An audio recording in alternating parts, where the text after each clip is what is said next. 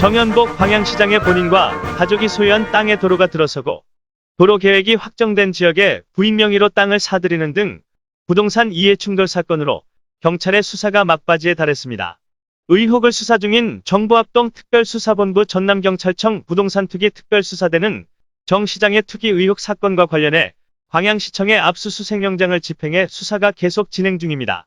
또한 정 시장과 측근들의 친인척 청원경찰 임용 등 공무직 부정 채용 등에 대해서도 별도의 수사가 진행되고 있는 것으로 알려진 가운데 정 시장의 수사가 길어지면서 광양시의 추가 압수수색과 함께 실국 과장 등에 대한 전방위적인 수사가 계속되고 있습니다.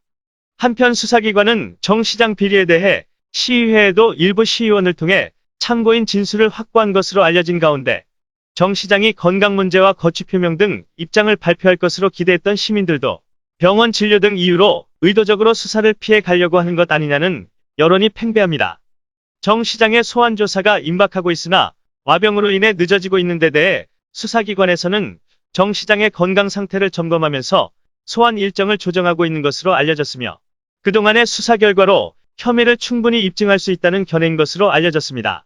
이러한 가운데 최종 결재권자의 공백으로 인해 광양시 행정은 거의 공황 상태이며 지난 5월경에 시민에게 30만 원의 코로나19 재난지원금을 지급하기로 한 내용을 지역 정치권에도 정 시장이 직접 전달한 것으로 알려졌으나 현재는 오리무중인 상태입니다. 최근의 상황으로 광양시의 행정에 불신을 가지게 된 시민들도 그동안 정 시장 친인척과 측근에서 선거에 도움을 준 인사들의 각종 이권 사업 개입 등에 대한 비난의 도가 높아지면서 시민들 사이에 말들이 나오고 있는 인사들에 대한 의혹도 철저하게 파헤쳐서 시민에게 알려져야 할 것이라는 여론입니다.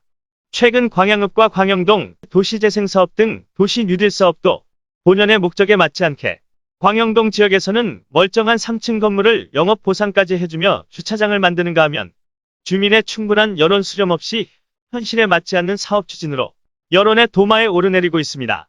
이에 대해 지역 언론의 집중 취재가 시작되자 여러 면으로 취재 압박을 가하는가 하면 취재 언론사 뒤에 누군가 배경인물이 있다는 헛소문을 퍼뜨리고 일부 인사는 취재기자 앞에서 모모 씨의 사주를 받은 것 아니냐고 노골적으로 불만을 말하기도 했습니다. 문제는 정 시장이 소환 조사를 미루고 불분명한 입장 표명을 하지 않는 데 대해 시민과 시 공무원들도 피로감에 젖어 있으며 시 행정을 책임지는 수장으로 잘못이 없다면 떳떳하게 조사에 임해 의혹을 밝히는 것이 그나마 용기 있는 행동이며 15만 시민에 대한 예의일 것이라는 여론입니다. 국민톡톡TV였습니다.